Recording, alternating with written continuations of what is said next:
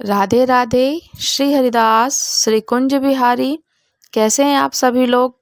I hope Kanha ji की कृपा से आप सभी लोग अच्छे होंगे, स्वस्थ होंगे। ठाकुर जी से कृपा करते हैं कि आप सभी लोग स्वस्थ रहें। परिवर्तनी एकादशी कब है और उसका पारण समय क्या है? परिवर्तनी एकादशी के व्रत की कथा और महत्व। परिवर्तनी एकादशी 14 सितंबर 2024 को है। शुभ मुहूर्त में कार्य और पूजा किया जाए विधि विधान पूर्वक से तो पूर्ण फल मिलता है, जो कि बहुत ज़्यादा फलदायी होता है। शुभ मुहूर्त है 14 सितंबर की सुबह में 7:38 से लेकर सुबह 9:11 तक, जो कि शुभ मुहूर्त है पूजा की विधि का। उस समय विधि विधान से पूर्ण रूप से पूजा कर ली जाए तो और भी ज़्यादा पुण्य फल की प्राप्ति होगी। मैं पारण का समय कथा के अंत में बताऊंगी। अभी हम चर्चा करेंगे व्रत की कथा। आरंभ करते हैं। ठाकुर जी की लीलाएं हैं, बहुत सुंदर हैं, तो सुनते हैं परिवर्तनी एकादशी के व्रत की कथा। पार्श्व एकादशी का महत्व। और देखिए, एकादशी के परिवर्तनी एकादशी को काफ़ी नामों से जाना जाता है। पद्मा एकादशी, परिवर्तनी एकादशी, जयंती एकादशी, जल झूलनी एकादशी, देव झूलनी एकादशी, वामन एकादशी। इतने सारे नामों से इनको संबोधित किया जाता है कि अलग अलग प्रांत में अलग अलग नाम से पूजा जाता है। पर यह है कि हर जगह एकादशी का व्रत जरूर किया जाता है। तो युधिष्ठिर ने कहा, महत्व जानते हैं एकादशी के महत्व। युधिष्ठिर ने कहा, हे भगवान, आपने भाद्रपद कृष्ण एकादशी अर्थात अजय एकादशी का सविस्तार वर्णन सुनाया। अब आप कृपया करके मुझे भाद्र शुक्ल पक्ष एकादशी का क्या नाम है और इसकी विधि क्या है, इसका महत्म कहिए। तब भगवान श्री कृष्ण कहने लगे कि इस पुण्य, स्वर्ग और मोक्ष को देने वाली तथा सब पापों को नाश करने वाली उत्तम वामन एकादशी को महात्म्यम से मैं तुमसे कहता हूँ और इसे ध्यान पूर्वक से सुनना। ये भाद्रपद शुक्ल की एकादशी को परिवर्तनी एकादशी कहते हैं और इस दिन यज्ञ करने से वाजपेयी यज्ञ का फल मिलता है, 1000 गुना ज़्यादा फल मिलता है। पापियों के पाप का नाश करने वाली इससे बढ़कर कोई उपाय नहीं है। जो मनुष्य परिवर्तनी एकादशी के दिन मेरे वामन रूप की पूजा करता है, उसे तीनों लोक पूज्य होते हैं। अतः मोक्ष की इच्छा करने वाले मनुष्य को इस व्रत को अवश्य करना चाहिए। जो कमल नयन भगवान का कमल से पूजन करते हैं वे अवश्य भगवान के समीप ही जाते हैं।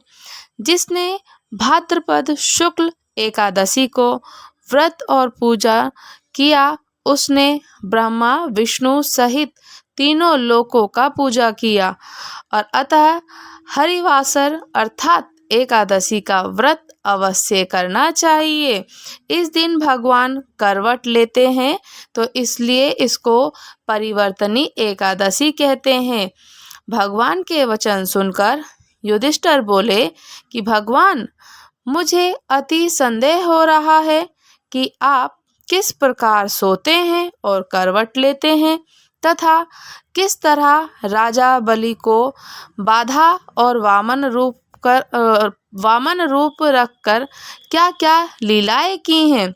तो चतुर्मास के व्रत की क्या विधि है तथा आपके शयन करने पर मनुष्य का क्या कर्तव्य है, सो आप मुझसे सविस्तार कहिए। पार्श्व एकादशी के व्रत की कथा यानी परिवर्तनी एकादशी के व्रत की कथा को ध्यान पूर्वक से श्रवण कीजिएगा। कथा को सुनने मात्र से ही हमारे पाप नष्ट हो जाते हैं। तो श्री कृष्ण कहने लगे कि हे राजन, अब आप सब पापों को नष्ट करने वाली तथा श्रवण करें कथा को श्रवण करें। त्रेता युग में बलि नामक दैत्य था। वह मेरा परम भक्त था। विधि प्रकार से वेद सूत्रों में मेरा पूजन किया करता था, वेद मंत्र पढ़कर, और नित्य ही ब्राह्मणों का पूजन तथा यज्ञ के आयोजन भी किया करता था। लेकिन इंद्र से दोष के कारण उसने इंद्रलोक तथा सभी देवताओं को जीत लिया।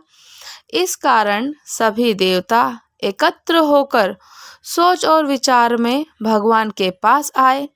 बृहस्पति सहित इंद्र आदि देवता प्रभु के निकट जाकर सब नतमस्तक होकर वेद मंत्रों द्वारा भगवान का पूजन और स्तुति करने लगे।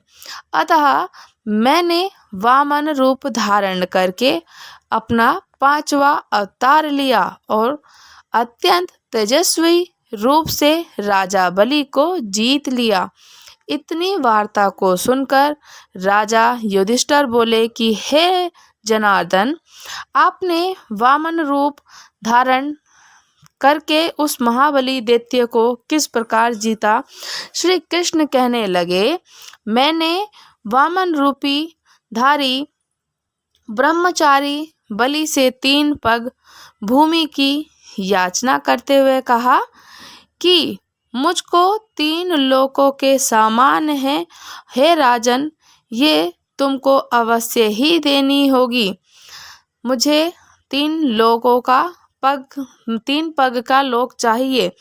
राजा बलि ने इसे तुच्छ याचना समझकर 3 पग भूमि का संकल्प मुझे दे दिया और मैंने अपने त्रिविक्रम रूप को बढ़ाकर ये यहाँ तक कि भूलोक में पद, भूलोक को जंघा, स्वर्गलोक में कमर, महालोक में पेट, जनलोक में हृदय, यमलोक में कंठ की स्थापना कर सत्यलोक में मुख, उसके ऊपर मस्तक स्थापित कर दिया।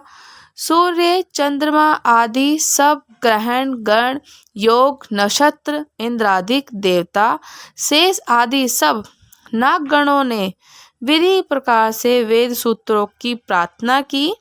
तब मैंने राजा बलि का हाथ पकड़कर कहा कि हे राजन, एक पद की पृथ्वी, दूसरे से स्वर्गलोक पूर्ण हो गया। अब तीसरा पग कहाँ रखूं? ऐसा बोलते हैं। तब बलि ने अपना सर झुका लिया और मैंने अपना पैर उसके मस्तक पर रख दिया, जिससे मेरा वह भक्त पाताल को चला गया। फिर उसकी विनती और नम्रता को देखकर मैंने कहा, हे बलि, मैं सदैव तुम्हारे निकट ही रहूंगा। विरोचन पुत्र बलि से कहने लगे, भाद्रपद शुक्ल एकादशी के दिन बलि के आश्रम में मेरी मूर्ति स्थापित हुई। इसी प्रकार दूसरी क्षीर सागर में शेषनाग के पष्ठ पर हुई। हे राजन, इस एकादशी को भगवान शयन करते हुए करवट लेते हैं, इसलिए तीनों लोकों के स्वामी भगवान विष्णु उस दिन पूजा करना चाहिए। जिस दिन तांबा,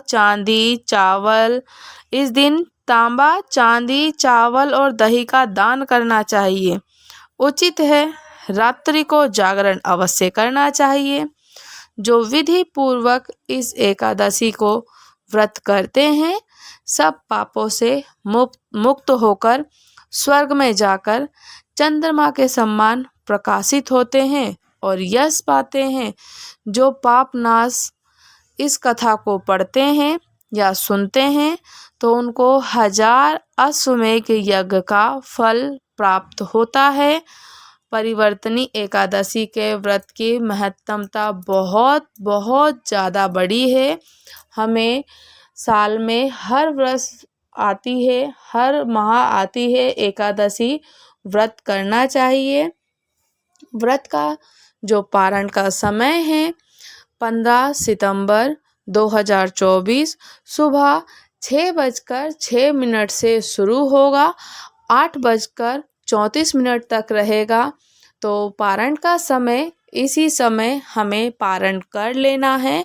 इस समय पारण करने से ही हमें पुण्य फल की प्राप्ति मिलती है। जब पारण का जो समय होता है द्वादश में लगता है, द्वादश जो कि 6:06 से शुरू होगा, 8:34 तक रहेगा। उसके बाद त्रयोदशी लग जाती है। तो त्रयोदशी में व्रत का पारण करने का संपूर्ण फल प्राप्त नहीं होता। जब आपके पास आपका भोजन तैयार ना हो तो उस दिन आप पारण के समय में ही आप कुछ ना कुछ ज़रूर खा लीजिए। ठाकुर जी को पहले भोग लगाइए, चाहे आप फ्रूट्स हैं, चाहे नमक का है, चाहे आपका मीठा शरबत है, आप उनको भोग लगाएं ठाकुर जी को।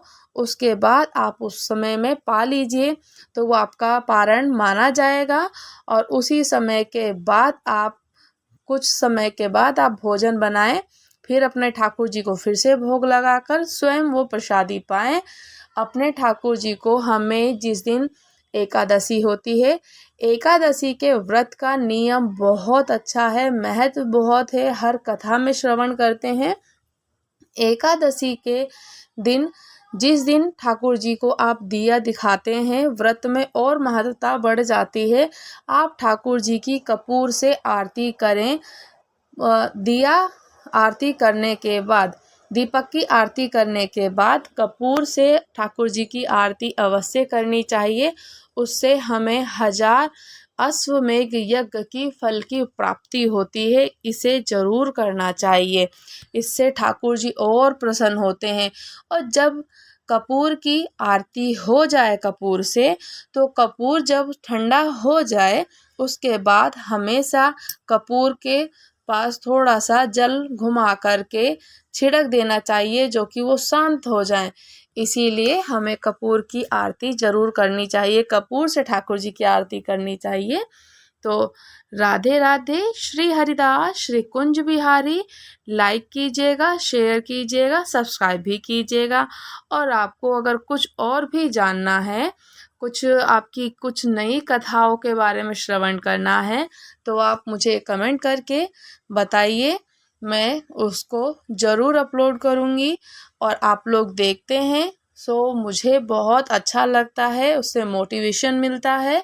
एक नई वीडियो और अपलोड करते हैं और देखते हैं, फिर उसके साथ ही साथ और आनंद आता है।